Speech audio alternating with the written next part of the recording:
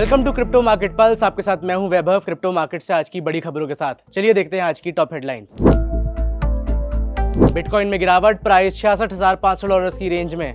Mica crypto regulations को और मजबूत और क्रिप्टो फ्रेंडली बनाएगा यूरोप। रॉबिनहुड ने की कनाडा की क्रिप्टो मार्केट में एंट्री, खरीदा सबसे बड़ा क्रिप्टो प्लेटफॉर्म। यूएस सेनेट में क्लैरिटी एक्ट पर फिर शुरू हुआ डिस्कशन। बिटकॉइन में इस वक्त तेज गिरावट जारी है और आज भी इस वक्त प्राइस $66,500 की रेंज में आ गया है, जो अप्रैल के बाद का लोएस्ट लेवल है। पिछले 24 घंटों में बिटकॉइन में करीब 6.5% की गिरावट आई है। इस सेल ऑफ के दौरान डेरिवेटिव्स मार्केट में $850 मिलियन की लिक्विडेशंस रिकॉर्ड हुई हैं। यूएस ईरान टेंशन की वजह से ग्लोबल रिस्क एसेट्स पर प्रेशर आया, जिसका असर बिटकॉइन पर पड़ा। साथ ही बिटकॉइन एक्सचेंज माउंट गॉक्स ने अपने कोल्ड वॉलेट से करीब $739 मिलियन के बिटकॉइन ट्रांसफर किए हैं। इस बड़े बिटकॉइन मूवमेंट ने भी मार्केट में सप्लाई कंसर्न्स को बढ़ाया है। यूरोप अपने माइका क्रिप्टो रेगुलेशंस को और मजबूत बना रहा है। इसके लिए क्रिप्टो रूल्स में कुछ चेंजेस किए जा रहे हैं ताकि स्टेबल कॉइन्स, डिफाई, टोकनाइजेशन और क्रिप्टो सर्विस प्रोवाइडर से जुड़े फ्रेमवर्क को और बेहतर बनाया जा सके।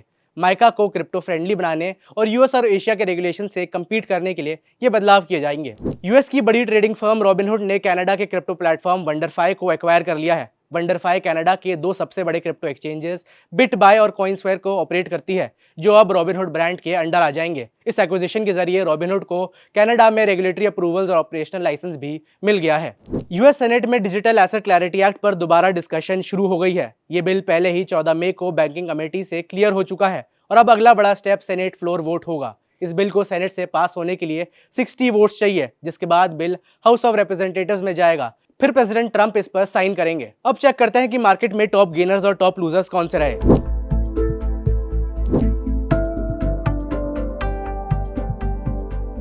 अब बारी है रेजिस्टेंस एंड सपोर्ट लेवल्स की। बिटकॉइन का रेजिस्टेंस लेवल है $64,000 से $65,000 के बीच और सपोर्ट जोन है $68,000 से $69,000 के बीच। एथेरियम का रेजिस्टेंस जोन है $1980 से $2010 के बीच और सपोर्ट जोन है $1830 से $1845 के बीच।